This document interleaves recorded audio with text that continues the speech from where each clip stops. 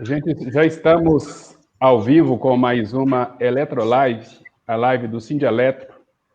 Deixa eu ajeitar minha câmera aqui, que eu me perdi na câmera. Achei. E hoje nós vamos tratar da realidade da população negra no Brasil, principalmente em tempos de pandemia. Nós estamos aqui com a Ayala Santério, do Enizinga. Enizinga é o coletivo de mulheres negras de Belo Horizonte. Estamos também com o Tiãozinho, Sebastião Maria, que, se eu for falar o currículo dele, é extenso, mas eu vou falar, também membro do Sindicato dos Bancários, diretor do Sindicato dos Bancários. E eu, Emerson, sou diretor do Cindy Eletro na Regional Vale do Aço, e nós vamos falar bastante aqui sobre a questão da realidade da população negra. A gente sabe que, nesses momentos de pandemia, a classe trabalhadora é a que mais sofre, e dentro da classe trabalhadora, a gente pode fazer um recorte da população negra, e ainda um recorte ainda mais sério e mais severo em relação à população negra do sexo feminino. E é a respeito da questão do trabalhador, da população negra, e, na extensão, a população negra do sexo feminino, é que a gente está trazendo aqui pessoas afeitas ao debate com o tema, a Ayala, militante antiga aí do movimento negro, o Tiãozinho, tanto militante da causa negra quanto militante da causa do trabalhador. E nós só vamos aguardar um instantinho as pessoas acabarem de entrar para que a gente possa passar a palavra para os nossos debatedores e iniciar a nossa mais uma Eletrolive.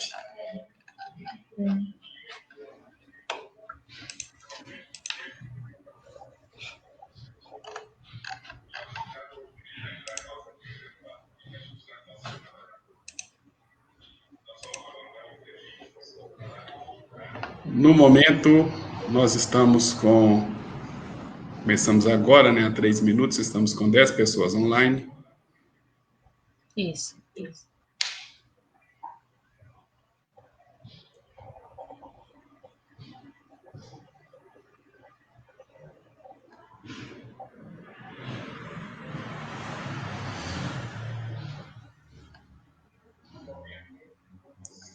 Vitor Hugo está lembrando ali que já fez muita campanha com o Sindicato dos Bancários, quando a Marília Campos estava lá, Tiãozinho.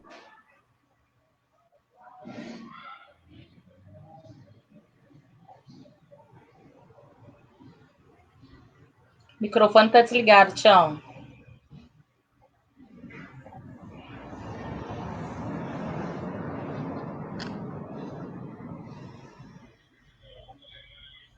Liguei.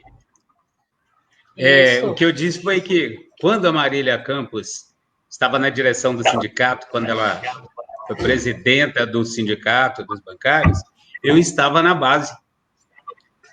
Foi um tempo de muita luta, foi ainda muito próximo, né, do fim da ditadura. A gente viveu assim, umas lutas intensas e bacanas que nos marcam até hoje e que nos inspiram até hoje a continuar na luta.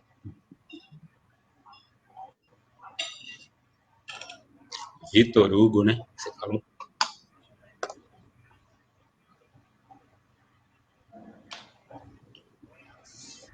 Boa noite aí para Elizabeth, assistente do Cindy Eletro lá na Regional Vale do Aço, e também militante da causa negra, mulher negra e militante também lá na Regional do Vale do Aço. Ô, Tião, o Juninho que mandou um abraço para você, porque ele era da CUT. Você vai lembrar dele. Negão, do rap. É ele? Isso. Ó, irmão. É ele mesmo. Irmão. Abraço aí, Júlio. Acabou de mandar o WhatsApp aqui para mim agora, falando para te mandar um abraço. Bacana. Depois puderem compartilhar o número dele comigo aí. Tem tempos que eu não encontro e não falo com ele.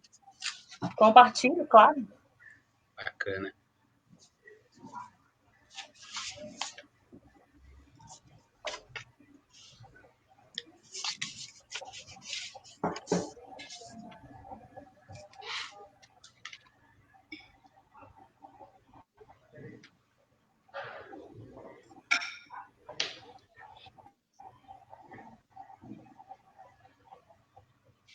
São 18h06, nós estamos com 15 pessoas online, 16 pessoas no indicativo aqui agora. Nós vamos aguardar mais uns 3 ou 4 minutos para iniciar. Certo.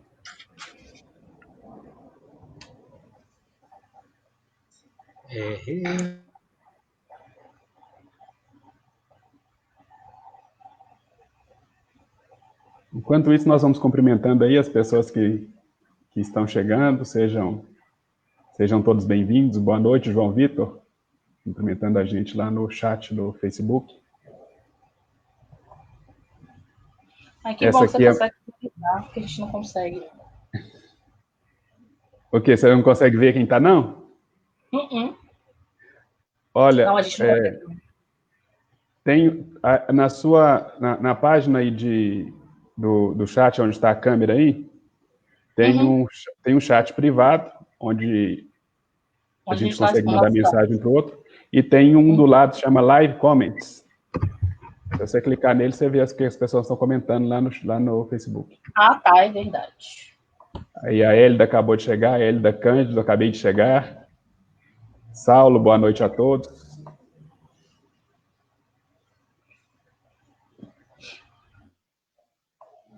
Ele estava no privado. E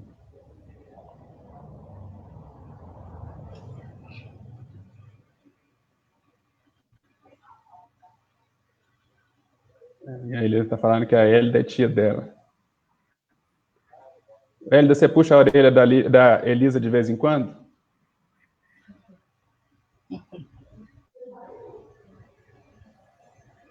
Lá no Sindeletro, a Elisa é brava para danar. A gente precisa de ter alguém que puxe a orelha dela.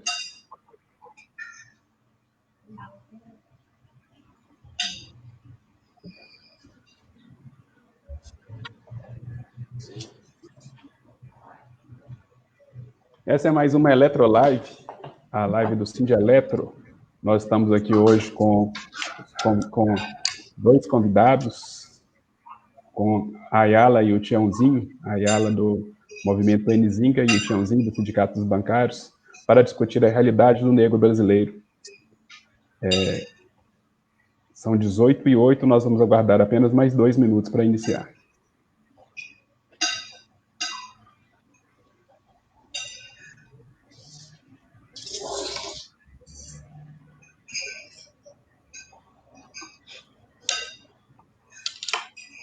Juliana está falando oi com a amiga de infância dela ali, ó.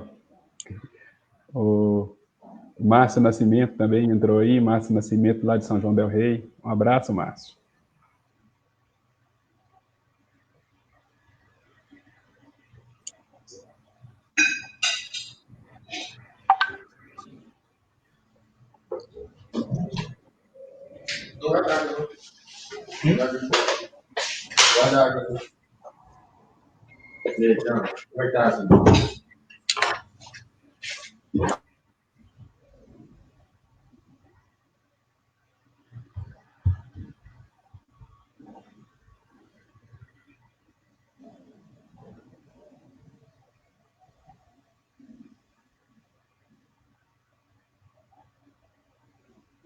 Diz a Hélida que a Elisa é boazinha, ela só faz cara de mal, mas a cara de mal dela está convencendo a gente lá no Sindeletro, viu, Hélida? Que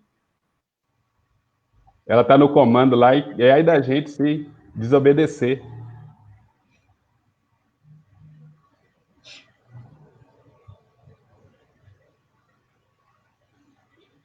E ainda tem mais, a Elisa está me devendo um churro já faz um tempo. E aí, toda vez que eu encontro com ela, ela fala que não é dia de churro. O dia de churro é só o dia que eu não estou lá.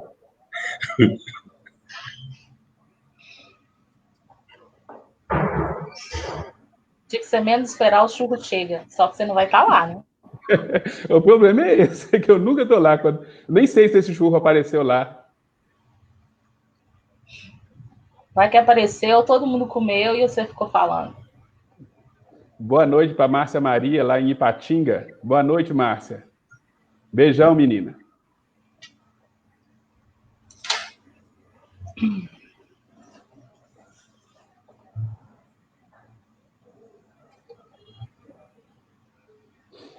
Gente, vamos iniciar, então? Vamos lá? Vamos iniciar agora a nossa Eletrolive, a live do Cindy Eletro. Hoje nós estamos com um convidado e uma convidada, a Ayala, do Movimento Enizinga, o Tiãozinho, do Sindicato dos Comerciários, e nós vamos falar hoje sobre a realidade dos bancários. Desculpa, Tiãozinho, estou mudando você de sindicato. E vamos falar hoje sobre a realidade do negro brasileiro. Boa noite aí para Elisa, dando boa noite para o pai dela. Ó, pai, seu pai, como é que tá bonitão hoje, hein, minha filha? Falando sobre a realidade do negro brasileiro. E eu vou passar a palavra primeiro para a Ayala apresentar e falar a respeito desse exemplo de movimento das mulheres negras, que é o Enizinga. Ayala, apresenta você aí para nós e o Enizinga também. Vamos lá. Claro, boa noite. É um prazer estar falando com todos vocês. Meu nome é Ayala Santério. Eu faço parte do coletivo Enizinga, né, um coletivo de mulheres negras aqui de Belo Horizonte, Minas. A gente atua dentro tratando do sexismo, do racismo, tratando também de raça e gênero, né, com o protagonismo da mulher negra, que é a nossa especificidade, né, que o Enizinga, ele sempre ressalta. Eu tenho 10 anos de ativismo dentro do Enizinga, né, e com esses 10 anos de ativismo, nós também conseguimos fazer uma rede muito grande, que é a Rede de Mulheres Negras de Minas Gerais.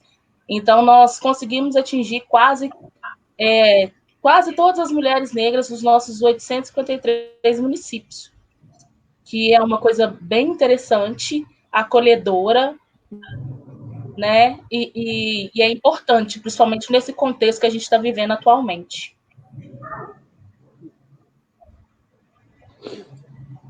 É isso aí, Ayala. Cristiane Ribeiro, salve, Enizinga. Abraço, Cristiane. Tiãozinho, é com você. Abraço. Sobre a sua, um breve relato aí sobre a sua história, sua participação no movimento sindical e no movimento negro. Vai lá. Pois é.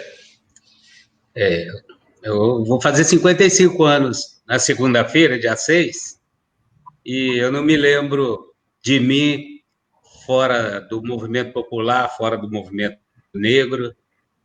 Muito cedo eu fui trabalhar em banco, fiquei uns 13 anos, 10 anos eu já estava no movimento sindical. Em 96 eu me tornei diretor do Sindicato dos Bancários, então essa luta vem de longe, e me tornei diretor da CUT em dezembro último, 2019. O movimento negro me ganhou rápido, porque na escola, aos 8 anos de idade, eu me lembro já dos confrontos que aconteciam, de dar porrada, na cara de menino que me chamava de macaco. Então, vem daí e a gente... Então, é uma vida, na verdade, que é construída, que é forjada na luta. E a gente está aí tentando, além de manter a luta, tentando deixar a centelha para os que estão chegando, para os que estão vindo, para darem continuidade também. Bacana? É isso aí, Tiãozinho. Bacana demais, obrigado. A história de luta do movimento negro, ela é antiga e árdua, né? Se os negros hoje têm alguma organização, alguma envergadura para combater preconceito no Brasil, é porque essa envergadura e essa organização ela foi construída às custas do sangue de muitos. No Brasil, nós temos aí Dandara dos Palmares, nós temos Zumbi, nós temos o mestre João Cândido, nós temos aí uma série de negros que fizeram e construíram, ajudaram a construir a história desse país. E negras. Negros e negras que ajudaram a construir a história desse país. Obrigado aí pela correção, Ayala.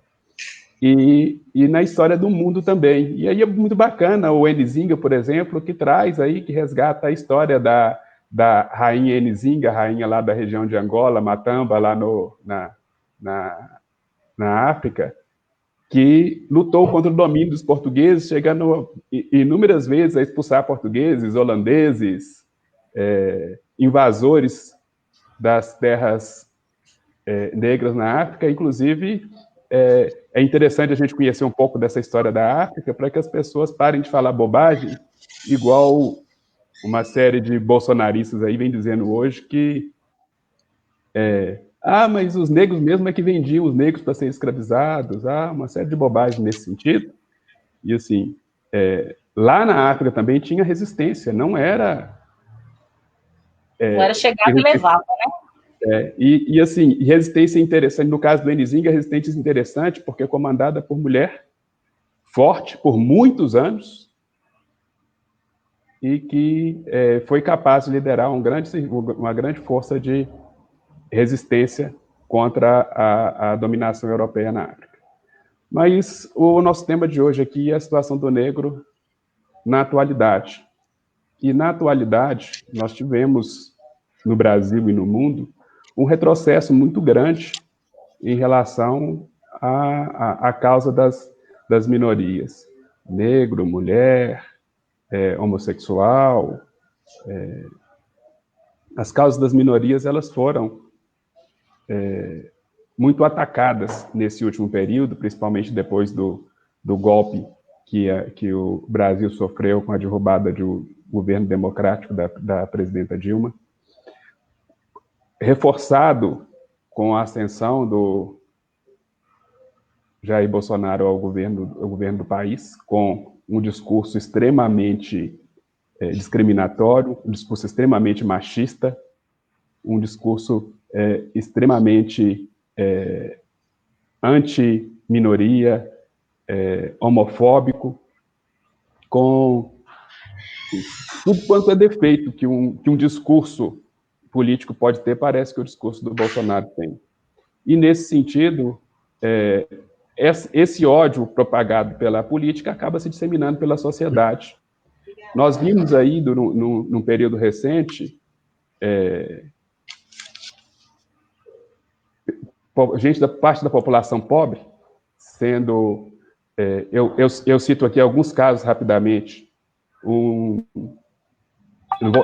vou saber citar todos pelo nome, então não vou citar nenhum dos nomes.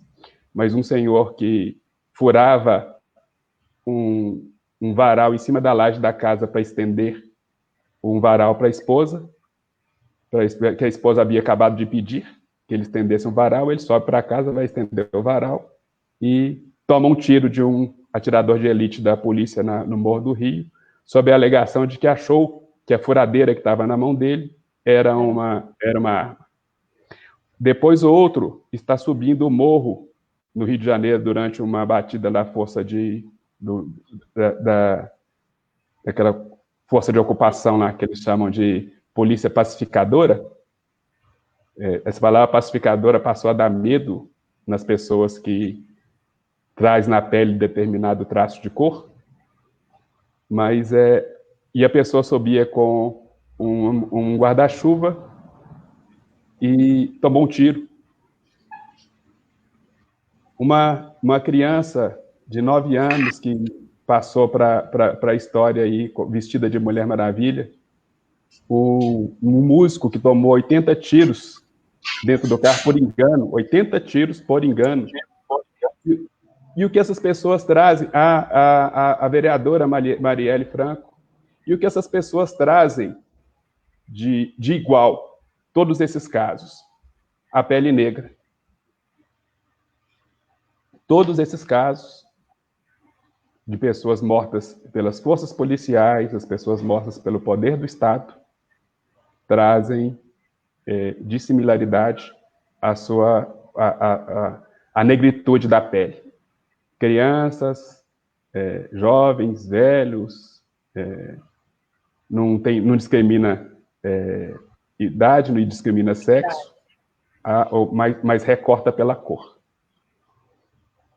E nesse momento de pandemia, a gente tem um outro recorte interessante, digno de avaliação, de que das pessoas internadas com o coronavírus que chegam às UTIs, da população negra, cerca de o número de mortes de negros em UTIs por coronavírus é cerca de 50% maior, proporcionalmente aos internados, do que o da população branca. E essas coisas todas, elas precisam ser compreendidas por nós, para que a gente possa entender de que forma que isso interage com a vida, de que forma que isso interage com o mundo. As pessoas que tomam tiro de bala perdida da polícia, terem a pele negra não pode ser por acaso. As pessoas morrerem mais de coronavírus nos hospitais não pode ser por acaso. E aí eu chamo aí para iniciar o nosso bate-papo aí com o Tião e com a Ayala, em cima dessa questão. Como é que você vê a situação? Como é que você vê, Ayala, como é que você vê, Tiãozinho, a situação do negro no Brasil hoje, em momento de discurso de ódio, em momento de pandemia, em momento de recessão, de desemprego, da volta do Brasil ao mapa da fome, e principalmente dessa exacerbação do discurso de ódio contra minorias, negros, mulheres e homossexuais, principalmente. Vamos lá, Ayala? Vamos sim, isso é bom você trazer, né, esses fatos, essas pessoas, né, que estarão sempre presentes nessa nossa caminhada de luta. E vale salientar que é um genocídio, né, e o feminicídio são das nossas mulheres pretas e dos nossos jovens negros, né, porque a nossa cor já é uma cor que ela já é identificada como marginalizada, né, até mesmo depois da abolição da escravatura. Então, a gente tem que lutar tanto para sobreviver, para resistir e para nos mantermos vivos, né? E principalmente nesse momento de pandemia. Nesse momento de pandemia, a gente vem acompanhando casos de quilombos que as mulheres estão à frente, estão passando, né, por esse tipo de dificuldade, até mesmo para poderem dar alimentação, né, para poderem dar um discernimento, né, ou até um acolhimento e um bem-estar. E pensando nesse verso que você trouxe para a gente, é muito importante a gente relacionar isso a um racismo estrutural, né, um racismo estrutural que, infelizmente, nos atinge, em primeiro lugar. Como nós somos 57%, né, da população brasileira, a gente, infelizmente, sofre mais, né, com a falta de economia, né, a falta de cultura, tudo para a gente é mais complicado, né, e teria que ser o contrário, porque mesmo porque são só 130 anos, né, que nós estamos, entre aspas, libertos, né, de toda essa insignificância que esse racismo enraizado, né, junto a essa sociedade capitalista, colonizadora, ainda, né, carrega. E eu acho muito importante também a gente frisar que, atualmente, o movimento negro, né, feminista, de mulheres, eles vêm trazendo pautas de extrema importância, que precisam ser absorvidas e entendidas. Né? A gente não, como você mesmo disse, a gente não quer jogar esse assunto. A gente só quer mesmo que as pessoas entendam que o racismo, ele existe, e ele, cada dia que passa, vai nos matando por esse ódio absurdo que, infelizmente, foi colocado pelo esse nosso desgoverno, né? Pela falta de conhecimento e também pela falta das pessoas não quererem absorver, achar que isso é mimimi, né? Pensam que as coisas funcionam assim, é branco na elite e o preto né, na submissão, a gente não pode estar também pleiteando os mesmos lugares, no jurídico, no legislativo. Então, são pautas extremamente necessárias para a gente nesse momento, né? E o Covid trouxe essa pauta ainda assim mais em alta para a gente, né? Para a gente poder retratar que quem mais está sofrendo nesse momento somos nós, né? É o povo preto. Principalmente temos que levar em consideração, quando você diz da batida policial, que o nosso corpo preto, ele já é o ponto de que o policial vai chegar e falar assim, não, é preto, é marginal. E imagina esses negros utilizando a máscara nesse momento de pandemia. Essas máscaras que são de proteção, elas não significam ser proteção para a gente. Porque se você não pode andar com um guarda-chuva, se você não pode tá sentado na calçada da sua casa, né, ou até dentro da sua casa, porque eles não pedem mais nem permissão para entrar dentro da nossa casa, como que nós vamos sobreviver? Como que nós vamos passar por essa pandemia sem ter o paliativo da máscara, porque ainda nós não temos vacinas, né? Como que a gente vai conseguir também atingir essas camadas para que elas se protejam, né, com as máscaras, com o álcool gel? Porque ficar em casa é muito fácil, mas a gente não sabe o que as pessoas estão passando dentro de casa. E aí a gente vem relacionado, né, ao genocídio, ao feminicídio, às mulheres que são agredidas, que também houve um aumento absurdo, né, das mulheres que estão sendo agredidas dentro de casa, porque tem uma desculpa infeliz, que com o aumento do Covid, o confinamento aumentou o nervosismo, né, dos homens. Então, por isso que as mulheres estão sendo mais espancadas. Então, esse Covid, né, o racismo estrutural, trouxe para a gente pontos extremamente importantes que precisam ser tratados constantemente. E eu acho que o movimento negro, né, o movimento de mulheres, ele traz esse assunto à tona e trata com muita prioridade. E também o autocuidado, porque a gente também, nesse momento, está precisando muito de autocuidado.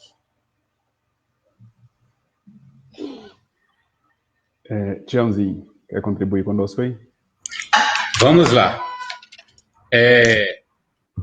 A realidade, né, do negro brasileiro é a realidade de um país que lá, por volta de 1500, foi tomado de assalto pelo português. Né? Se foi tomado de assalto, quer dizer que nós estamos falando de assaltantes, né? Porque o índio brasileiro estava já aqui.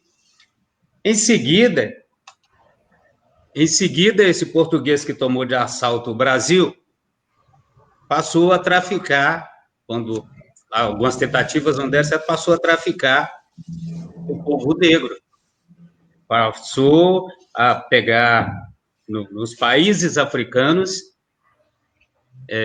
escravizar, trazer naquelas condições que a gente não tem que ficar repetindo aqui, mas para o trabalho forçado, sendo já racistas nesse tempo, trouxeram milhões, né, de negros para fazer o trabalho escravo, e sem pensar no que isso poderia ocasionar, que a verdade foi o fato da gente se multiplicar.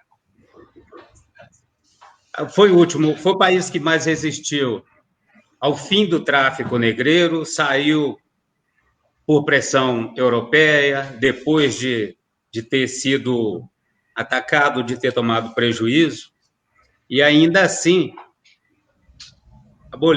acabou com o regime de escravidão, sem pensar numa política pública para quem estava aqui como escravo, sem pensar. Nós tivemos o 13 de maio que discutimos e que muitos comemoram até hoje. Eu não costumo comemorar, mas é uma data simbólica. Mas fez o 13 de maio sem pensar no 14, sem pensar no para onde o que fariam com aquele mais de 1 milhão de pessoas que ainda estavam sob o regime da escravidão. No 14 de maio de 1888, esse mais de 1 milhão de negros e negras foram colocados na rua. E aí, sim, eles já tinham feito uma política pública para eles, que era o quê? Paramentar a polícia para tratar essa população, esse mais de 1 milhão de negros e negras, como vagabundos. A nossa realidade hoje, com várias conquistas, mesmo com várias conquistas que alcançamos ao longo desses anos, a nossa realidade hoje, para a polícia, para um governo forjado na milícia como esse que nós temos hoje, nós somos tratados e considerados como os vagabundos que eles colocaram na rua, em 14 de maio de 1888. Tem um fato bacana na história aí, que em 1911 o Brasil participou do Congresso das Raças, foi em Londres, se não me engano, que aconteceu em 1911, um antropólogo, João Batista Lacerda, que representou o Brasil nesse congresso, ele afirmou que o Brasil, em 100 anos, não teria um negro. Teria um negro. E a miscigenação que aconteceria no Brasil com a política pública que foi proporcionada ao europeu para vir substituir a mão de obra, porque eles não topavam assalariar o negro que para eles tinham sido escravo. Eles fizeram política pública para trazer o europeu, e deram escola, deram terras, e eles afirmaram que a miscigenação acabaria com o negro. Então, seria em 2011, né? Não, o Brasil seria um país escandinavo, né? E 57% da população hoje. Esse cara deveria estar vivo, inclusive. Ele não está mais... um sujeito como o Bolsonaro continua acreditando, né? Continua acreditando que era verdade o que ele colocou e apresentou lá naquele congresso.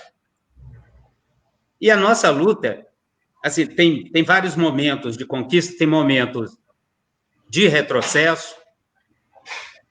Nós precisamos entender que às vezes é preciso um passo atrás para reorganizar muita coisa.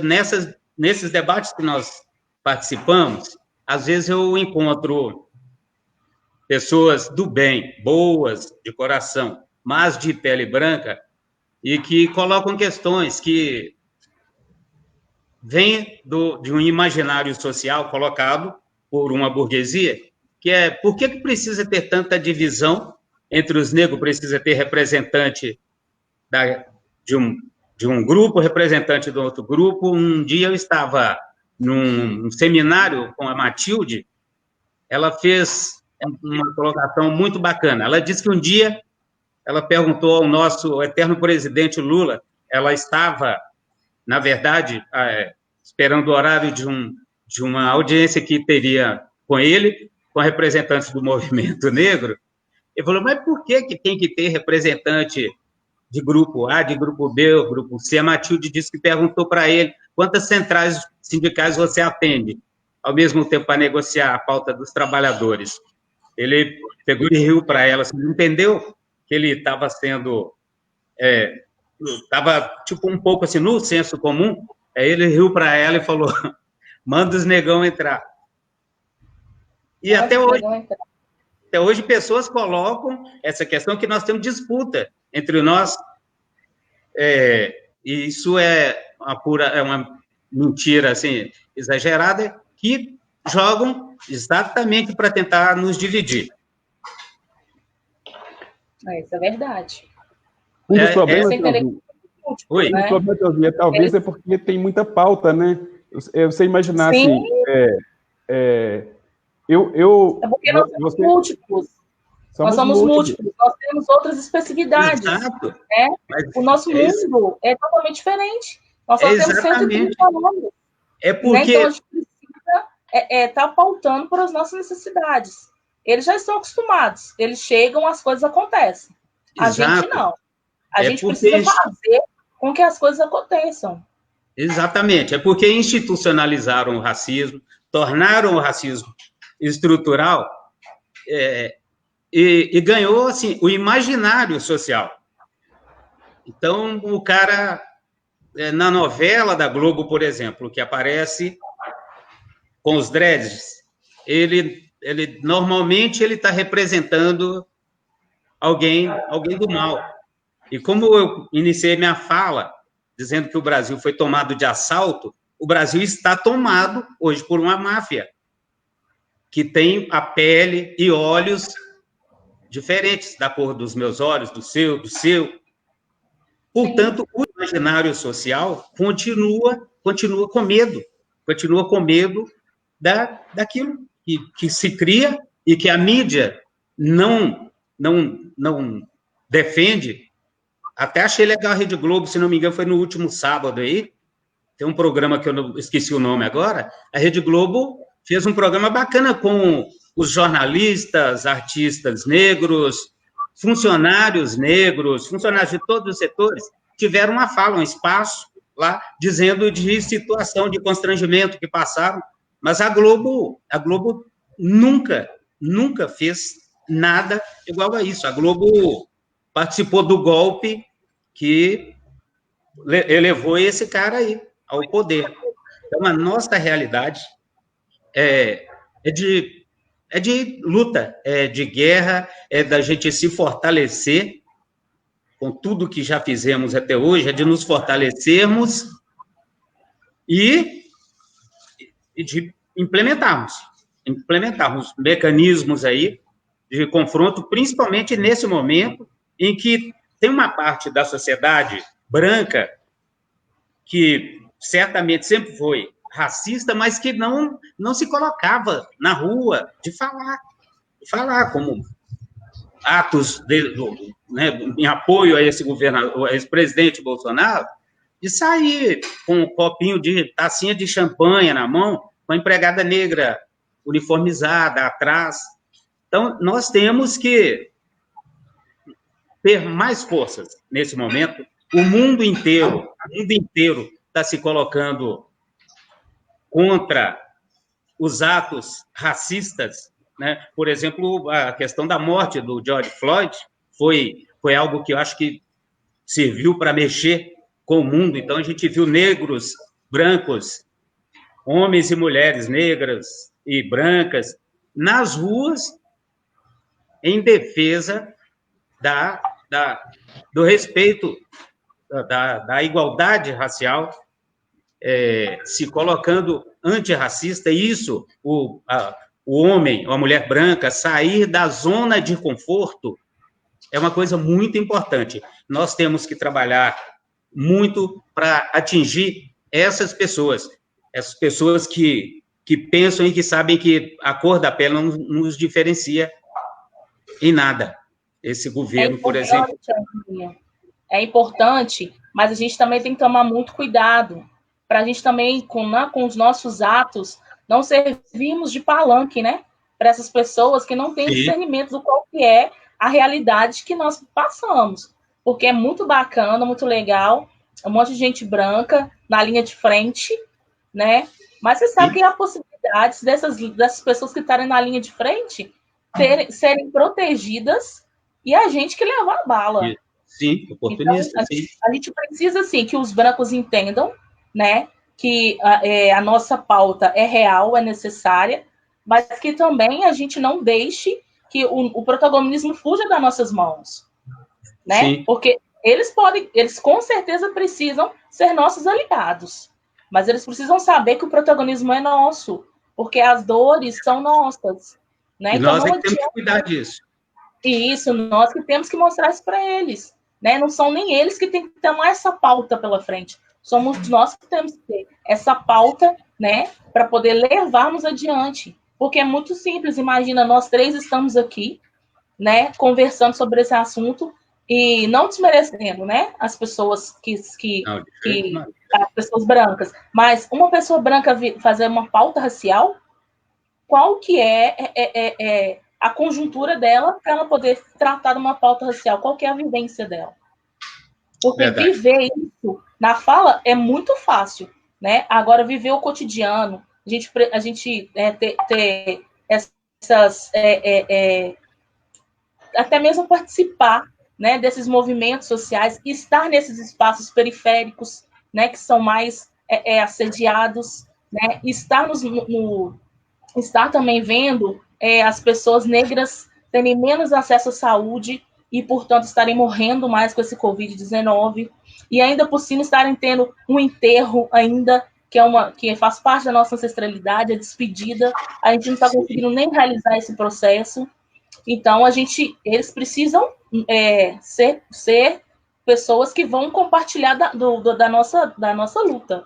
Mas eles estarem lá de escudo, capaz da gente tomar os tiros e eles ainda saírem ilesos, né? Porque, infelizmente, o racismo ele está vivo, né? Porque a cor conta demais. Você está aqui na linha de frente, mas sai, que eu vou atirar. Então, Sai que o chumbo vai. Vamos pensar pela lógica da nossa a empregada preta que teve o seu filho, né, assassinado pela patroa que pagou 20 mil reais da sua fiança para sair, foi escoltada e agora não vai ser nem processada. É dolo, né? Então, sim, a gente tem que tomar muito cuidado com isso. Alguém pode vir te abraçar e falar, não, eu compactuo com você, mas compactua até onde? Você caminha com a gente até onde? Até onde você vai aguentar, né, passar das nossas situações, até onde você vai fortalecer o nosso movimento, até onde você vai trazer alguma contribuição que dê para a gente nos fortalecer, sabe? Então, acho que a gente precisa muito pensar nessa pauta aí antirracista. Eu acho bem importante a gente também pensar nisso. Ayala, você me lembrou de uma passagem da literatura, tem um livro alguns você deve conhecer, do Saramago, chamado A Jangada de Pedra, e que na história a Península Ibérica descola da Europa e sai vagando pelo Atlântico como se fosse uma jangada. E na hora que acontece, o mundo inteiro fica espantado com aquela história e cria-se um movimento mundial. Somos todos ibéricos. E aí tem gente que vai de avião lá para a ilha, tem gente que vai lá, que somos solidários e tal. De repente, eles descobrem que o continente vai trombar nas Ilhas Canárias. E sabe-se lá qual o tamanho da catástrofe que vai acontecer quando trombar nas Ilhas Canárias. Aí todo mundo que era ibérico, que tinha ido para lá, pegou os aviãozinhos, os barquinhos e foi embora. Então, quem ficou... Eu não sabia. Quem ficou para trombar mesmo era quem de fato era ibérico. Quem era ibérico, assim, quem não era... Então, assim, a solidariedade como método de propaganda, e eu acho que nisso, eu acho que o ato da Globo, na semana passada, era uma solidariedade como instrumento de propaganda, porque eu não tenho a menor dúvida, marketing, porque eu não tenho a menor dúvida, porque a Globo é uma das grandes responsáveis por manter o status da discriminação no Brasil, porque na novela, o negro é o bandido, o negro é o marginal que faz o serviço sujo para o branco, a mulher negra é a empregada doméstica, a mulher negra é sempre uma serviçal, às vezes quem está se prostituindo. Né? É sempre a subalterna e tem os papéis sujos das novelas, das histórias, das produções, são reservados aos negros.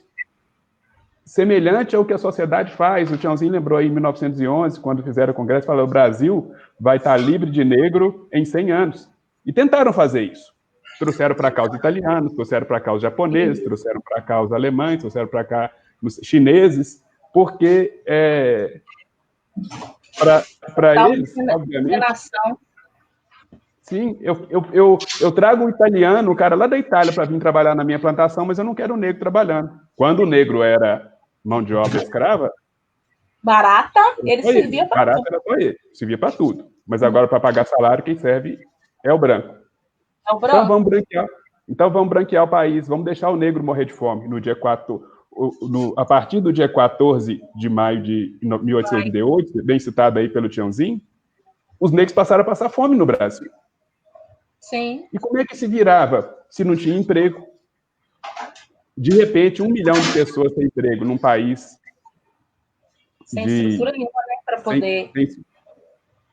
Sem nada, sem estrutura, sem um lugar para plantar, sem condição de colher, sem gente para empregar, sem nada. E aí, paralelamente ainda, aparelha uma polícia militar para poder tirar esses vagabundos da rua, para poder... o processo de limpeza mesmo, de higienização da sociedade. Higienização urbana, isso. Com a retirada da população negra. Então, o que as pessoas, às vezes, precisam entender é que a gente fala isso da história lá no princípio de 1900, 1910, 1920, 1930, mas grande parte desse ideário, embora na legislação hoje você não pode mais discriminar, legalmente a discriminação é proibida, mas na cabeça de grande parte da população brasileira, eu ia falar da elite, mas não é só da elite, na cabeça de grande parte da população, pobre inclusive. Isso é normal. Eu passei por uma, tem pouco menos de um ano, eu estava em Ipatinga e o meu irmão passou por lá e me chamou para almoçar, nós fomos almoçar juntos. E depois de almoçar juntos, nós voltávamos do almoço para o carro e ia uma senhora branca, pela aparência aí um pouco mais de 50, 55 anos de idade, ela ia à minha frente na rua. Quem conhece Ipatinga sabe ali onde fica perto do Pontilhão, conhecido como Pontilhão. A senhora ia um pouco à frente, na hora que ela olhou para trás, ela viu 2 homens negros andando atrás dela. Ela abraçou a bolsa e passou a andar mais depressa. Ela olhou para trás, continuava 2 homens negros andando atrás dela. Ela começou a correr, uma senhora correndo na rua em pleno, assim, era 2 horas da tarde. Nossa! Olhou para um lado, olhou para o outro, ela começou a correr. Aí eu chamei meu irmão, falei, Charlon, vamos mudar de calçada? Aí mudamos para o outro lado da calçada, ela olhou para trás e não viu mais os homens negros e respirou aliviada, como se tivesse salvado a própria vida. E aí, assim, eu não estou julgando a mulher, ela teve medo. Mas por que a sociedade faz com que uma mulher que olha para trás na rua e me vê tenha medo de mim? É o estrutural. E olha que eu estou sem máscara. Se eu tiver de máscara na rua... Se eu não me cuidar, eu viro vítima desse racismo estrutural, que ele está aí a todo momento. A televisão só mostra isso. A Lava Jato, nesse momento, a Lava Jato escondeu sobrenome de alguns que estão envolvidos no esquema da rachadinha, por exemplo, escondeu sobrenomes para chamar menos atenção. Então, está tirando sobrenome do Flávio Bolsonaro, tirando sobrenome de vários elementos aí que são ligados a essa sociedade, a essa elite, aí, para chamar menos atenção e, certamente, aliviar para esses caras, aliviar para esses marginais, que são protegidos por mandato parlamentar. Mas, ao contrário, com a população negra, eles imputam, eles dizem que é o criminoso, e é assim. Eles vão até o fim, primeiro prende, e depois é fácil arrumar qualquer justificativa. Desculpa, né? É uma desculpa. Qualquer desculpa. Me desculpe. O discurso da igualdade incomoda. A hora que um de nós chega e conversa com autoridade, entre aspas, a autoridade, eles se incomodam com isso, se incomodam por isso. Então, a gente tem que saber bem a hora e o lugar em que a gente, inclusive, pode colocar a nossa palavra com autoridade, porque isso, para eles, é insulto. Nós queremos que, por exemplo, nós queremos que esse presidente da Fundação Palmares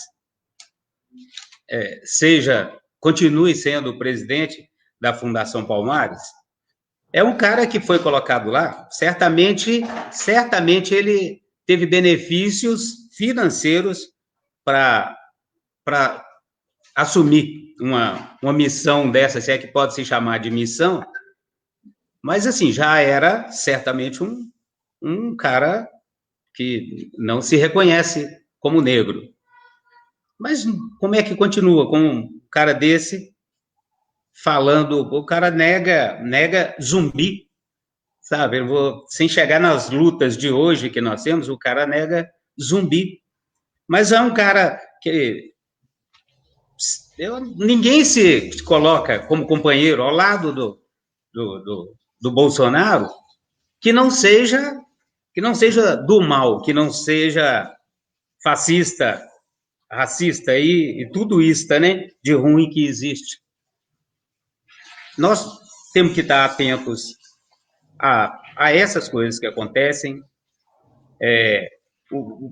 a mudança de direção que pretendem se colocar nas universidades federais, que não são nem de longe o nosso ideal, porque elas atendem prioritariamente exatamente a elite brasileira, a burguesia, principalmente nos cursos que garantem futuro melhor, como odontologia, como medicina. Então, nós temos que mudar sistemas, por exemplo, como das federais.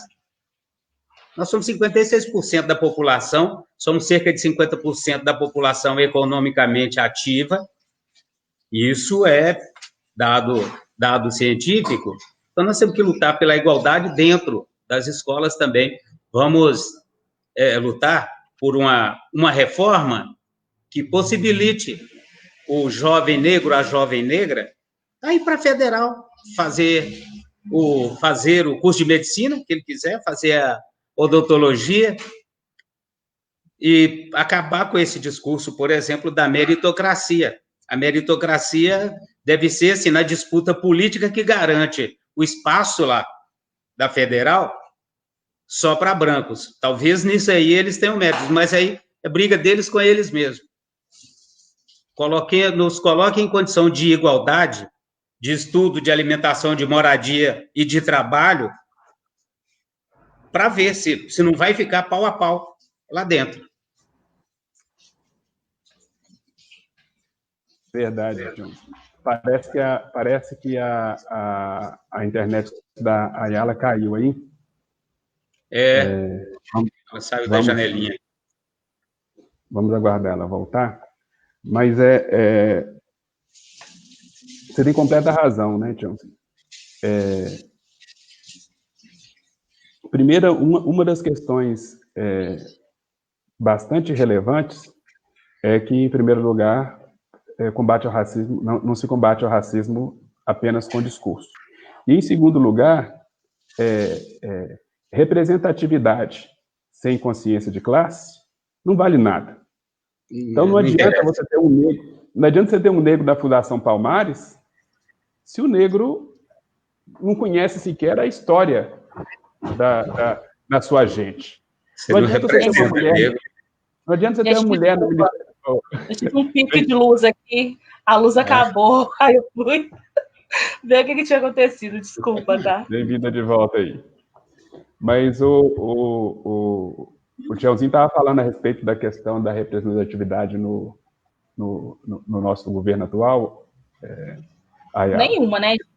Eu estou falando que, assim, representatividade sem consciência de classe não vale nada.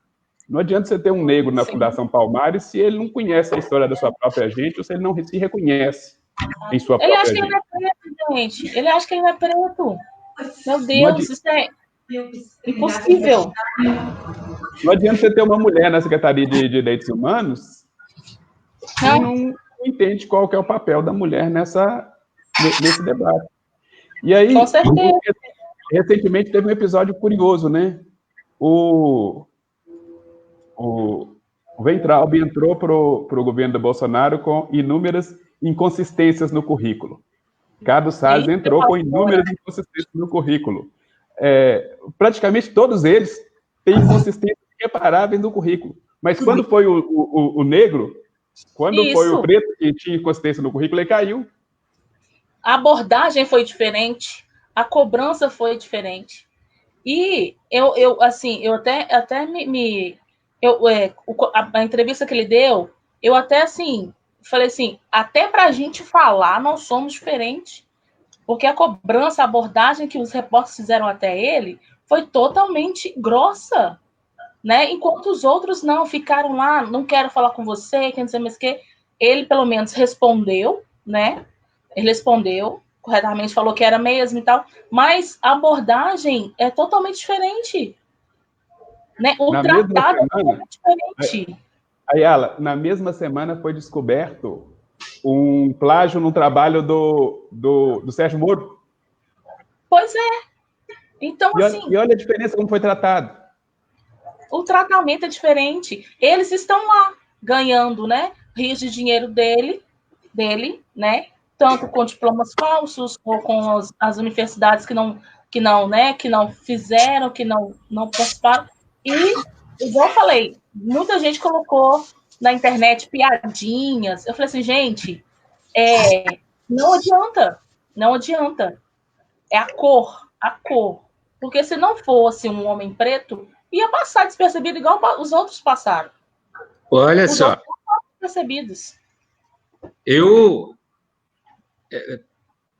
trato assim, um pouco diferente essa questão. Tivemos o ministro da Educação, antes dele, né? Que trocava os S pelo C, ou C pelo S. Uhum. Tem o Witzel, tem o cara lá de São Paulo. E eu comentei com um companheiro ontem, o Carlos, que é diretor também do Sindicato dos Bancários e é diretor da CUT também. Eu comentei com ele que isso pode até ter sido também armação da turma do Bolsonaro. Porque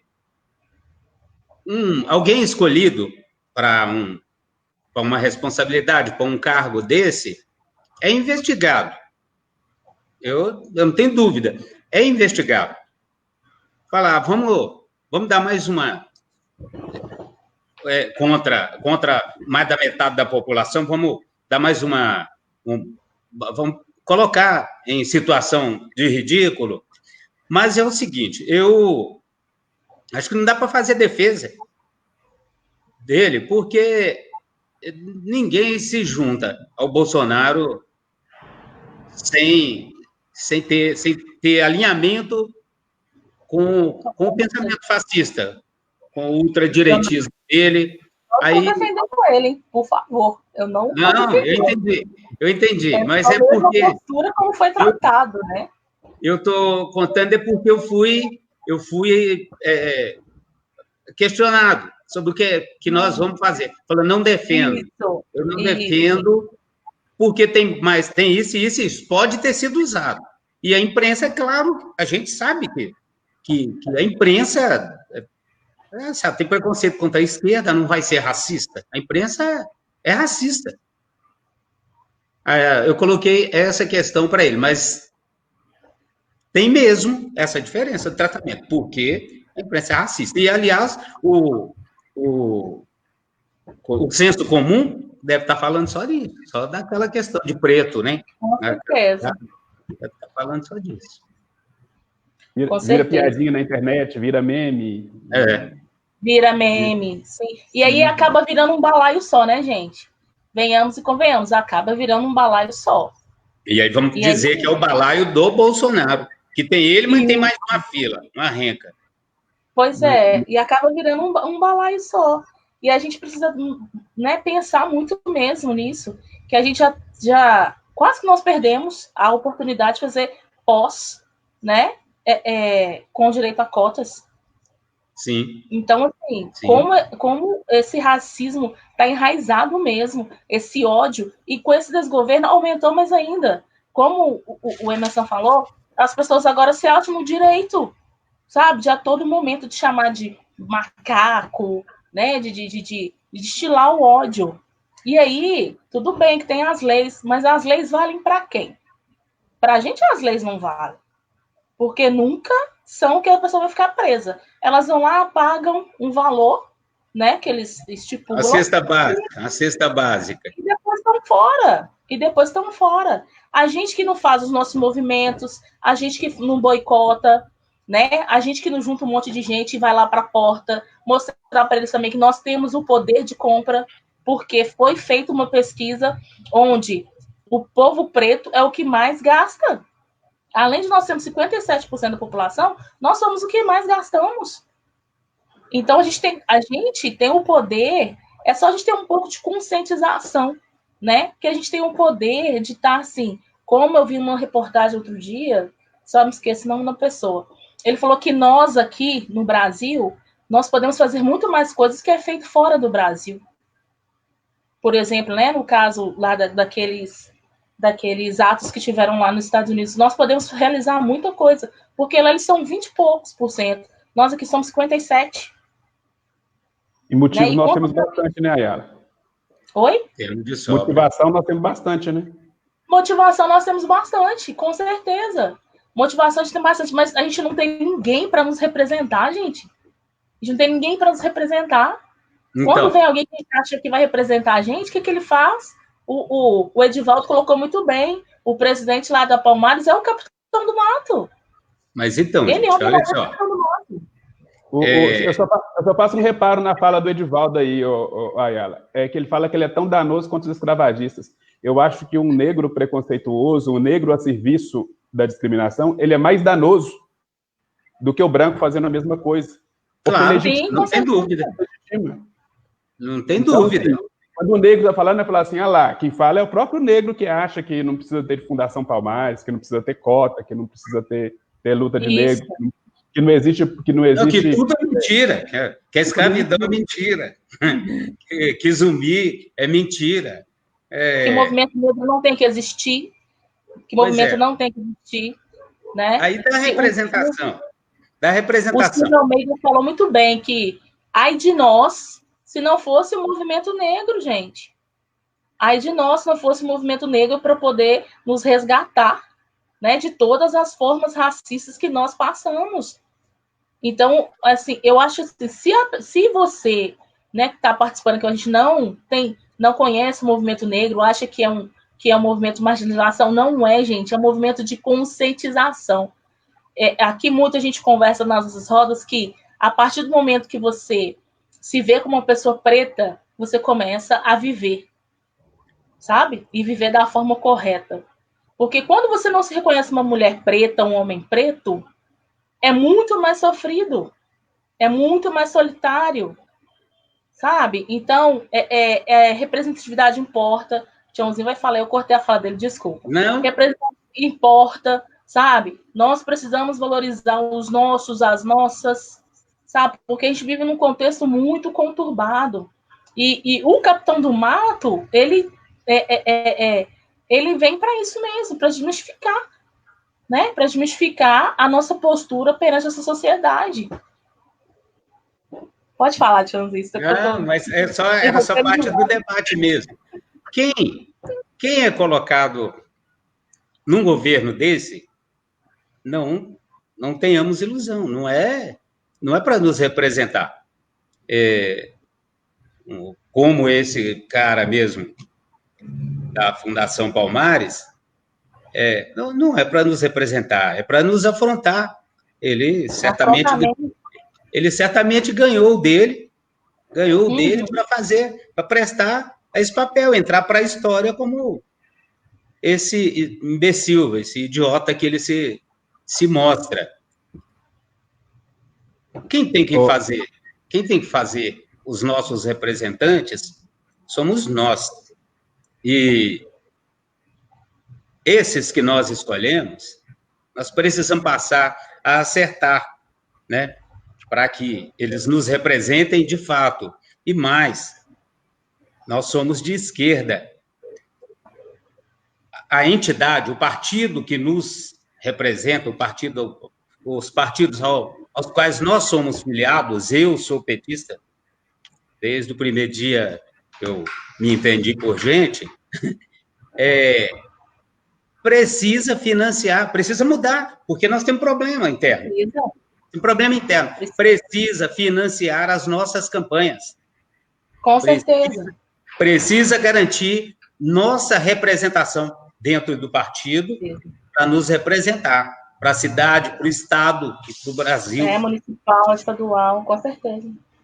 Então, nós estamos num momento que é importante, inclusive, levarmos esse debate para dentro do debate partidário. Pegando um gancho nisso aí, Emerson, rapidinho, só pegando um gancho que o Tiãozinho está falando. Por isso mesmo, Tiãozinho, que o Unizinga está fazendo uma proposta de fazer um mapeamento das candidatas negras de Minas. Esse mapeamento vai permitir que nós conhecemos quem são essas candidatas, sabe? E apresentar também que você pode votar numa pessoa preta, que você precisa confiar numa pessoa preta.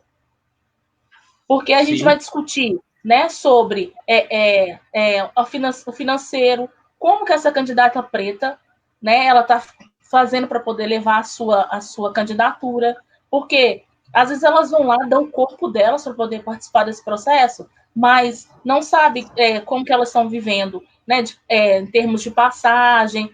Às vezes elas entram de gaiato, não sabem como vão prestar contas, até mesmo para poder puxar pro partido votos, mas elas têm que saber da importância que elas têm, né, dentro desse partido, dentro desse contexto. Então, a gente está fazendo esse mapeamento, até mesmo na questão de fortalecer, não somente elas, mas as pessoas também que desconhecem que nós temos diversas mulheres que estão prontas para poder, sabe, participar desse pleito de 2020. É importante, mas é importante nós disputarmos no interior do partido, para garantir o financiamento das nossas campanhas. Isso.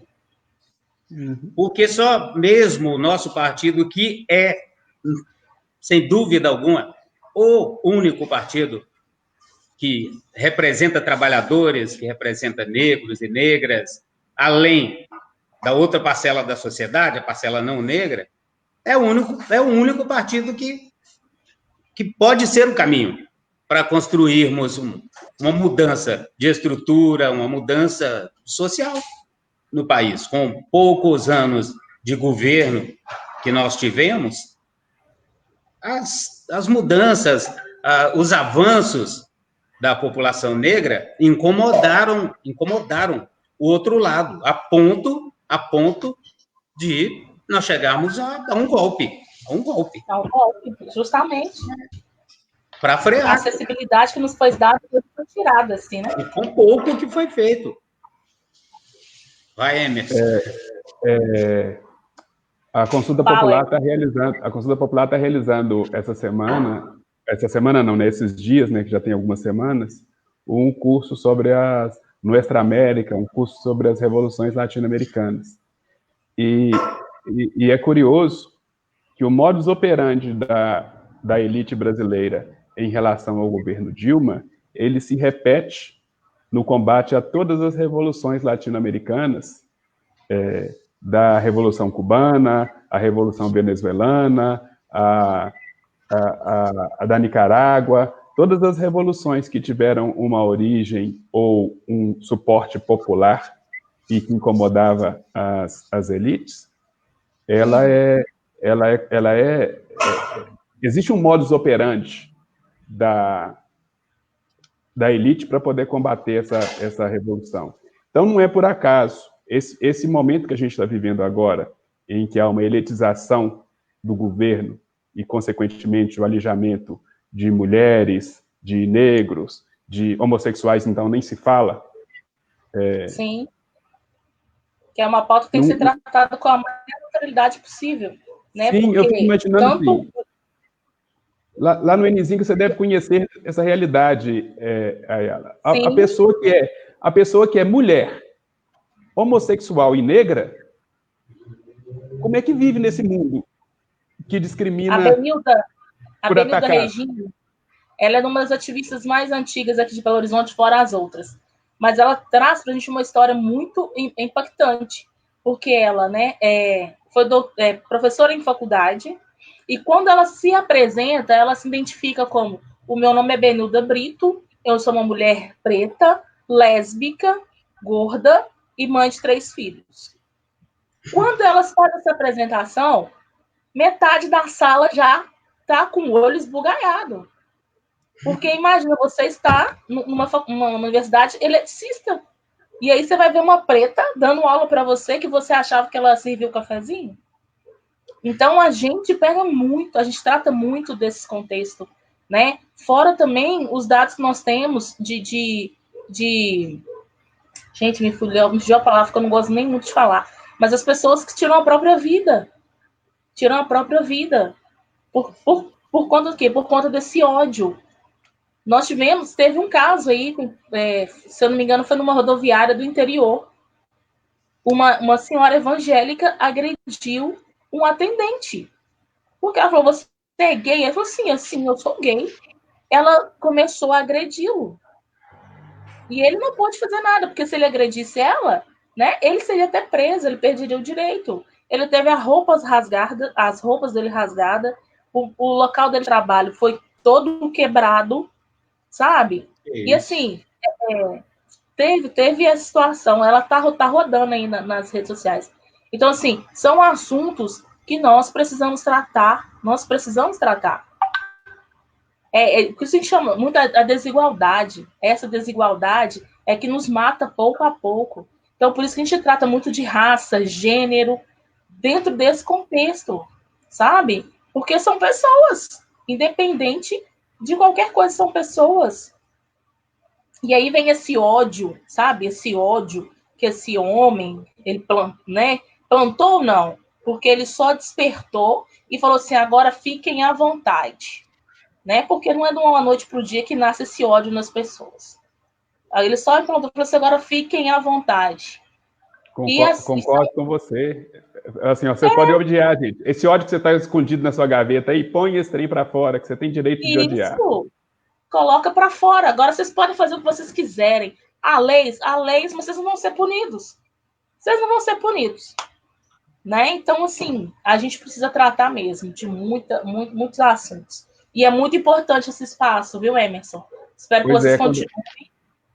Quando você estava falando, quando a gente começou a falar a respeito dos várias nuances do movimento negro, foi nisso que eu pensei na hora, Ayala. Porque o que acontece? Existem várias formas de se matar a população negra. Você mata por tiro, você mata de fome, você mata por não dar oportunidade, você mata pelo suicídio daquele que não consegue se inserir na sociedade.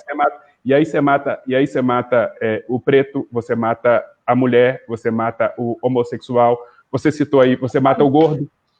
Você mata o gordo porque é uma forma de discriminação que a gente ainda não acostumou a tratar. Isso, verdade. A gente ainda trata com a forma de ridicularizar, de brincadeira, faz piada, não sei o quê, mas a gente ainda não acostumou a tratar a questão da discriminação da pessoa pelo peso, que é outra discriminação que também mata muito. Sim, com certeza. Eu vou aproveitar aí o espaço para mandar um abraço para o pessoal que está nos assistindo aí, ó. Nós estamos aí, o Jefinho chegou aí na área, Jefferson do Sindialetro, abraço, Jefinho. André Luiz, o Antônio Domingos, eu estou querendo que a gente faça um diálogo com o Antônio Domingos sobre a questão das cotas. O Antônio Domingos está levantando ali a necessidade da questão das cotas. Importante. O Robinho lá do Sindicato dos Correios. Um abraço, Robson. Robson está na direção da CUT também, não está? Está. Na direção da CUT também, isso aí. Um abraço forte. E aí o Antônio Domingos, o Rogério Hilário também está com a gente aí, o Mário Luiz. O Antônio Domingos, ele é lá de Barbacena, se eu não me engano. E ele traz para nós aí o debate da questão das cotas, né? A necessidade das cotas para a igualdade. E aí, hoje, embora o governo ainda tolere a questão das cotas, há um combate muito forte à ideia de cotas na nossa sociedade. E é em cima do combate à ideia de cotas, a primeira forma de se mudar uma lei, de se extinguir um direito, é você combater a ideia.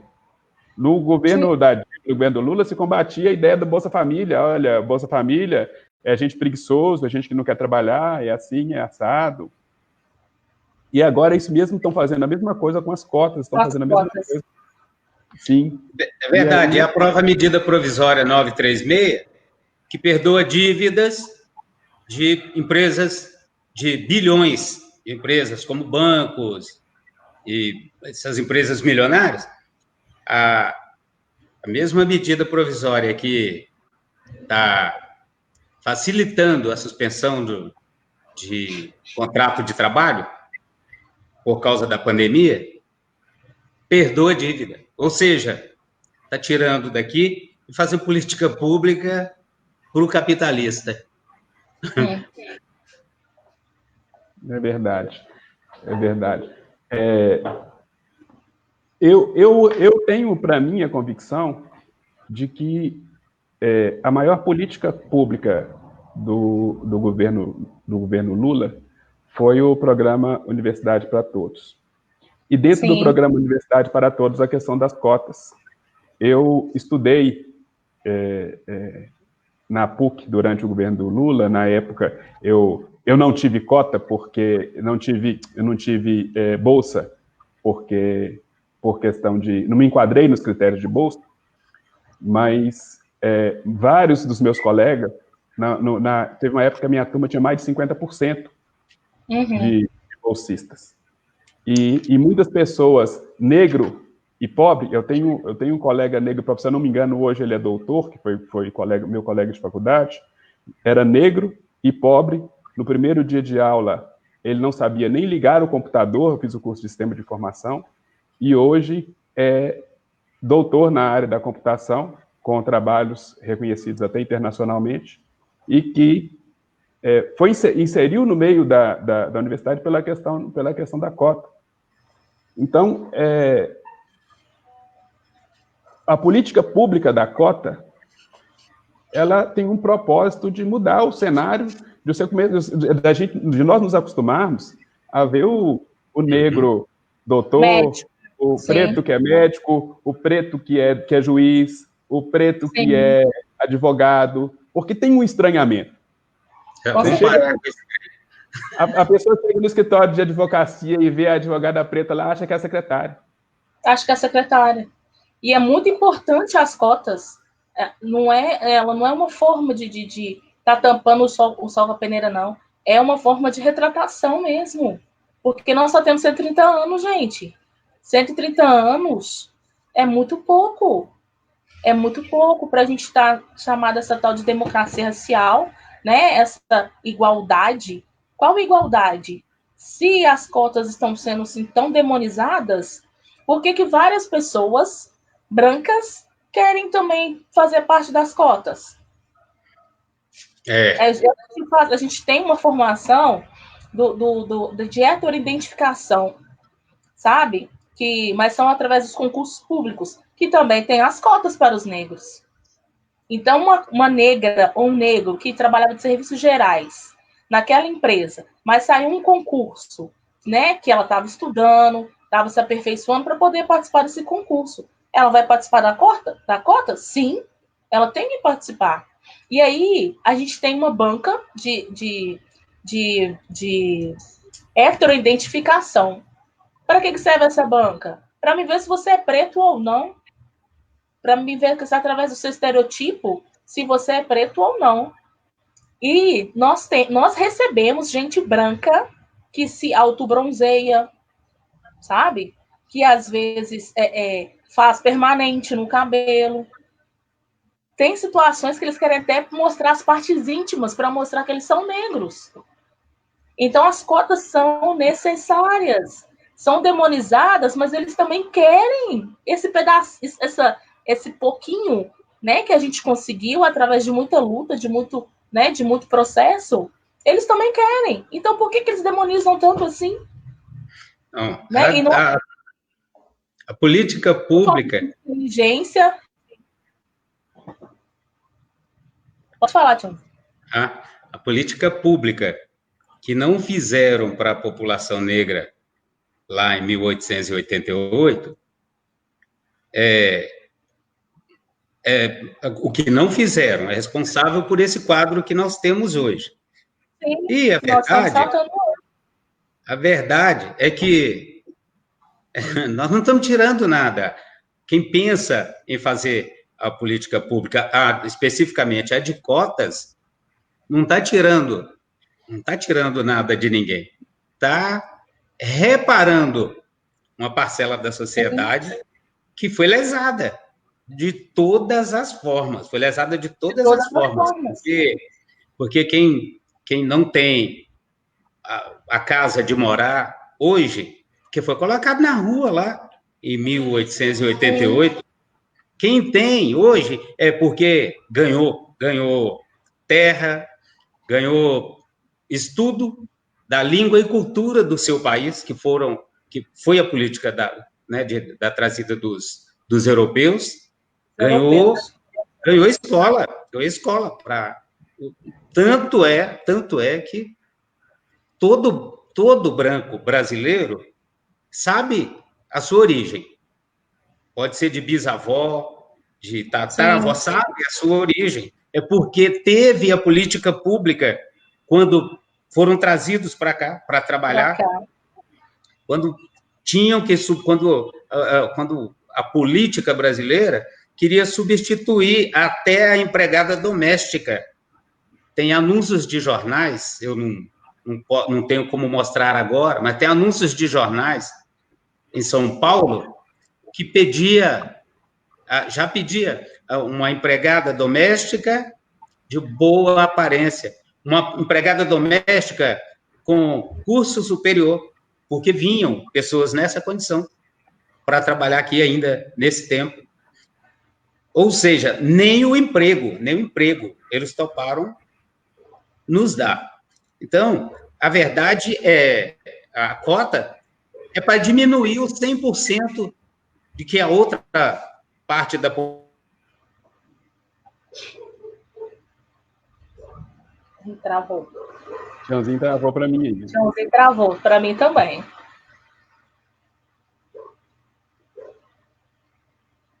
Enquanto o Tiãozinho não volta, dialogar um pouco com o André Luiz aí. O André Luiz está falando aí que nos Estados Unidos os negros foram indenizados quando acabou a escravidão. E no Brasil, os latifundiários foram indenizados pelos negros que eles perderam. Mas isso. É um fato interessante para a gente comparar com o que está acontecendo hoje, né? As pessoas estão perdendo os empregos e quem está sendo indenizado, e aí tem inclusive uma reunião ministerial, a famosa reunião ministerial, aí, onde o ministro fala que é importante salvar as grandes empresas, você colocar dinheiro nas grandes empresas, porque as pequenas empresas você deixa quebrar. Isso. É a mesma coisa que você está falando. Olha, o emprego da população pobre você deixa acabar, mas eu vou manter os ricos. Vamos manter os poderosos. Porque eles vão nos dar o retorno. Então, o modus operandi é o mesmo. De 130 anos atrás, quando eles ainda indenizavam os latifundiários, continua se indenizando os latifundiários. Só são outras pessoas, mas são descendentes agora daquelas são os empresários. São os empresários. Então, o modus operandi continua. O Elbert perguntou aí sobre a imagem negativa do currículo do Decotelli, mas o Decotelli, nós já dialogamos um pouco sobre o Decotelli aqui antes, Elbert. Nós falamos que o Tiãozinho acha que o Decotelli pode ter, inclusive, sido plantado lá para poder dar uma queimada na imagem dos negros. Haja visto que existe, em tese, um sistema de inteligência apoiando o presidente, apesar de que, pelo currículo, eu não acho que anda sendo muito inteligente nada, mas Tem um sistema de inteligência aí que, em tese, deveria ter investigado o ministro antes do ministro chegar lá. Mas em relação ao Decotelli, o Weintraub tinha inconsistência, Ricardo Salles tinha inconsistência, o Moro tem inconsistência, mas a inconsistência do Decotelli é um problema para o governo, a ponto dele não chegar nem a tomar a posse, né? É um problema de cor, meu caro. É um problema de cor. A inconsistência naquele governo não é problema. Nós já entendemos isso. Inconsistência nesse governo não é problema. Nem o cachorro deles não era de verdade. É mesmo, né? Era de uma criança, né? Que depois foi lá buscar. Ai, meu Deus. Verdade. É tudo fake news desse nosso governo, gente, atual. O próprio governo é fake news. Gente, nós já estamos com 1h20 de live. Nós já estamos caminhando aqui para o final. Eu vou passar a palavra para a Ayala de novo, falar um pouco sobre a questão do coletivo Enizinga, Ayala, e sobre a luta, o trabalho que vocês representam, e até aproveitar, inclusive, para fazer o merchan aí do Enizinga, chamar mais mulheres negras para poder estar participando aí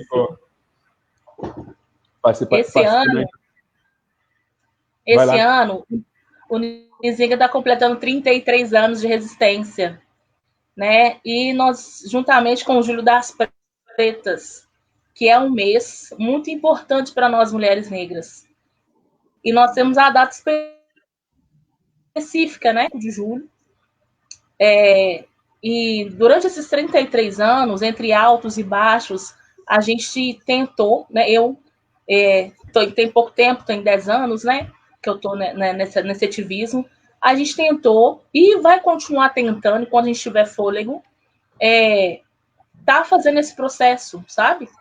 Deixando a mulher negra protagonista da sua própria história, que é o mais importante.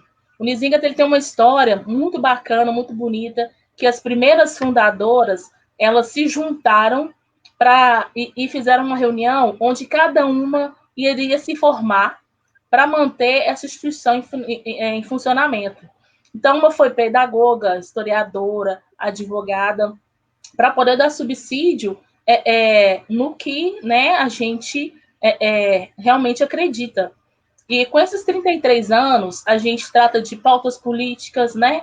A gente também está trazendo esse protagonismo da mulher preta, né, pré-candidata, né? Não só mesmo para a gente conhecer, mas para a gente poder também acolhê-la, para ela saber que ela tem um respaldo, né? Que seria Mulheres Negras Decidem.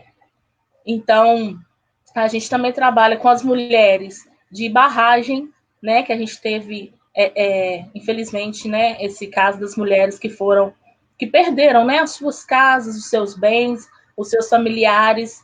Então, a gente também trabalha dentro desse conceito das mulheres de Barragem, as vazanteiras, né? De Tabira, Mariana, e, enfim. O Nizinga hoje, ele não está só a nível estadual nem municipal. A gente também está bem adiante, né? No Brasil e também no exterior, porque a gente faz parte da plataforma da ONU, a gente também tem várias outras articulações e sempre em busca de projeto, né, gente? Porque movimento vive através de projeto. E é muito importante esse protagonismo da mulher negra atualmente, como eu comecei falando na minha fala, né? Esse contexto, né, onde as mulheres estão carregando, né, as dores mais profundas de perca, né, de fome, de sustentabilidade.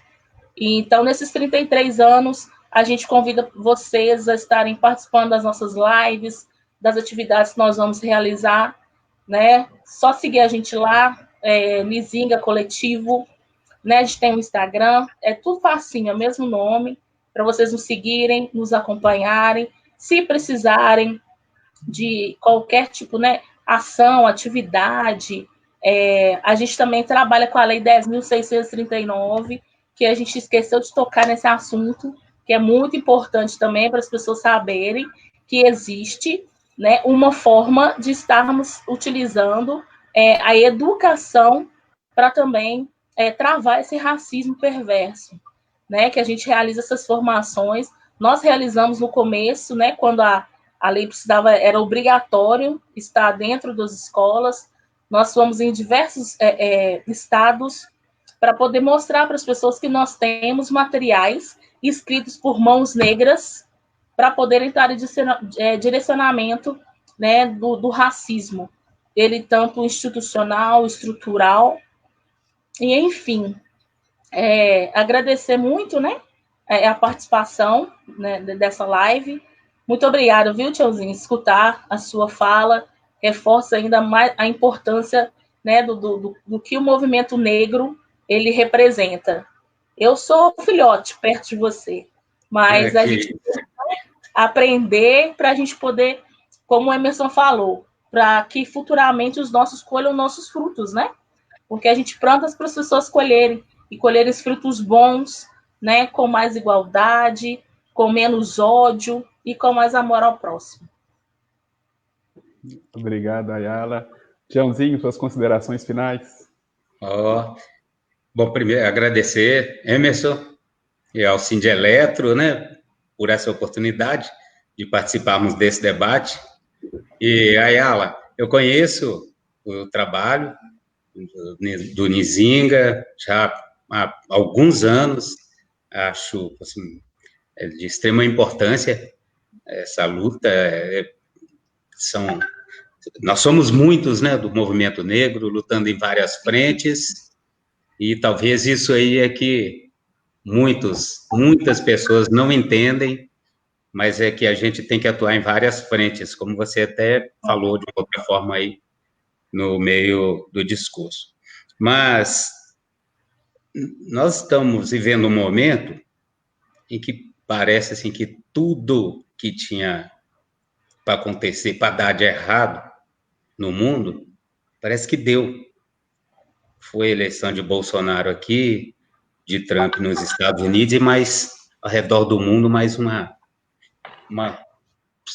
quantidade imensa de representantes fascistas, representantes ultradireitas que chegaram ao poder, destruindo várias democracias que vinham em evolução.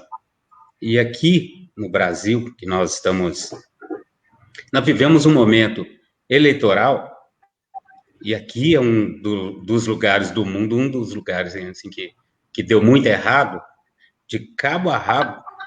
É um momento de nós ampliarmos esse debate, de intensificarmos esse debate que fizemos aqui hoje,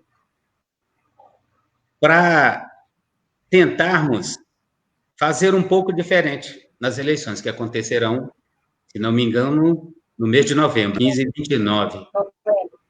Dia 15 e dia 29. Então, acho que a gente precisa ampliar, isso é, ter mais alcance em cada debate que fizemos e intensificar, sabe? Eu acho que todos os sindicatos têm que fazer, faz um hoje, o outro faz amanhã e depois, mas levarmos esse debate na tentativa de conscientizar, de conscientizar mais pessoas, de ganhar mais corações e, quem sabe, nessas eleições municipais, começarmos a corrigir muito erro muita coisa errada que aconteceu desde a eleição da última eleição municipal até a presidencial. E isso é possível. Eu estou num grupo, eu vivi mais de 20 anos em Contagem, hoje eu vivo em Vespasiano, e estou num grupo de debates lá em Contagem que certamente vai construir propostas para um governo da Marília, caso a gente consiga elegê-la. Construir propostas do ponto de vista da igualdade racial. Alguém que esteja aqui participando hoje, que acompanhou e que tem afinidade com esse tema e que tem parentes ou vive em Contagem, de repente procure para se juntar também a nós. E eu acho que isso é um exemplo a ser levado nas várias cidades onde nós temos candidatos, onde nós temos possibilidade de fazer um vereador, de levar esse debate. Eu acho que é preciso começar a mudar todo o erro que aconteceu, que nós sabemos que foi muito, esse erro que eu falo, é o erro que está no mundo e que nós também estamos nesse caldeirão todo aí anticultural que aconteceu, desde as últimas eleições municipais. Obrigado a todos que acompanharam aí, e nós estamos juntos, a qualquer hora quiserem debater, quiserem me ensinar mais coisas, como aprendi aqui hoje, eu estou à disposição. Obrigado, Tiãozinho. O nosso abraço aí para o Adilson dos Santos, que está aí parabenizando o Tiãozinho pela live. Um abraço para a Jéssica também, que está aí comemorando ver e ouvir vocês, e principalmente a Ayala Santério. Obrigado a todos vocês. Obrigado a todos vocês que participaram com a gente aqui. E é, de fato, assim, uma oportunidade única participar desse debate, junto com a Ayala, junto com o Tiãozinho, aprender bastante aqui nessa noite, nessa 1h30 de debate. A Ayala lembrou aí, nós esquecemos de falar sobre a Lei 10.639. Lei 10.639 fala sobre o ensino da cultura afro-brasileira nas escolas, né, Ayala? Educação. E assim, nós temos 51% da população brasileira, no mínimo, negra, de ascendência negra, e a gente aprende a história só dos outros 49%, que a gente só aprende a história dos europeus. Isso. Os livros de história fazem de conta que a África nem existe. Existe quando buscam uma mercadoria lá, chamada escravo, é o único momento que a África aparece nos estudos das escolas. Só quando mostra que a carne mais barata é a carne do negro. A carne mais barata é a carne preta. É quando eles buscam a carne preta lá.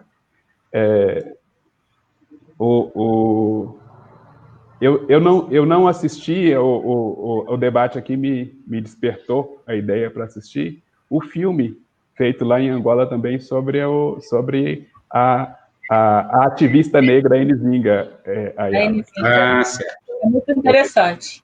Não vou contar, mas é só assistir. Existe um filme de 2013, conta a história de Nzinga, feito lá no país, onde hoje é o país que era da origem dela, né? Isso. E que é uma história interessante para a gente começar também a se apropriar da cultura e da história da nossa gente negra, contada pela gente negra.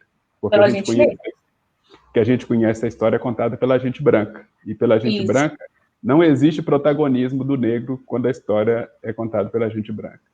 Mal toleravam até ontem Zumbi dos Palmares, mas agora também já foi apagado dos histórias. Mas, apagado do livro de história, vai sobreviver Zumbi dos Palmares, Dandara dos Palmares, vai sobreviver nas histórias que o Nzinga conta, que os sindicatos contam lá, o Sindicato dos Bancários, o Sindialetro, a CUT, a esquerda brasileira. Porque com esse tempo todo sombrio que a gente anda vivendo, a verdade é que antes de nós vieram outros, e nós aprendemos com esses outros que combateram a ditadura militar. Alguns de nós chegamos também a combater a ditadura. Eu vim um pouco depois desse combate, mas aprendi com os que vieram antes que a missão da gente no tempo sombrio é resistir. A gente resiste no tempo sombrio, a gente supera o tempo sombrio, e quando vier a luz, a gente avança. Então, nós estamos nesse tempo sombrio, nesse tempo de terror pelo qual o Brasil está passando. O mundo também não anda muito melhor do que o Brasil. Mas nós aqui no Brasil estamos construindo a superação desse momento, e quando a gente superar esse momento, a gente vai avançar de mãos dadas com a população negra, de mãos dadas com as mulheres, de mãos dadas com os pobres, de mãos dadas com os homossexuais, de mãos dadas com as minorias. Porque eu acho assim que o papel dos movimentos sociais, seja sindicato, seja coletivo, seja qualquer organização que volte o seu olhar para essa luta das minorias, é o de juntar forças para que a gente possa construir um amanhã melhor do que o hoje que nós temos. Gente, muito obrigado a vocês, um forte abraço. Ayala, nós precisamos conhecer pessoalmente, porque aqui pelo vídeo eu achei uma pessoa fantástica, nós vamos conhecer pessoalmente. Obrigada. Obrigado, gente. O Leãozinho já é colega de caminhada de muitos anos, já. Aí na luta. A gente está sempre nos trombando aí nos caminhos da luta. É verdade. Vamos sim, quando essa pandemia passar, vamos fazer, né, uma coisa assim, mais pessoal, assim. Encontrar, né, cantar. Vai ter muita gente para rever e muita gente para ver pessoalmente pela primeira vez, né? Verdade. A gente conheceu no vídeo. Isso mesmo, eu tenho que conhecer pessoalmente. Pois é, gente. Um forte abraço e obrigado a vocês. Uma boa noite a todos. Obrigado. Boa noite. Boa noite, obrigada.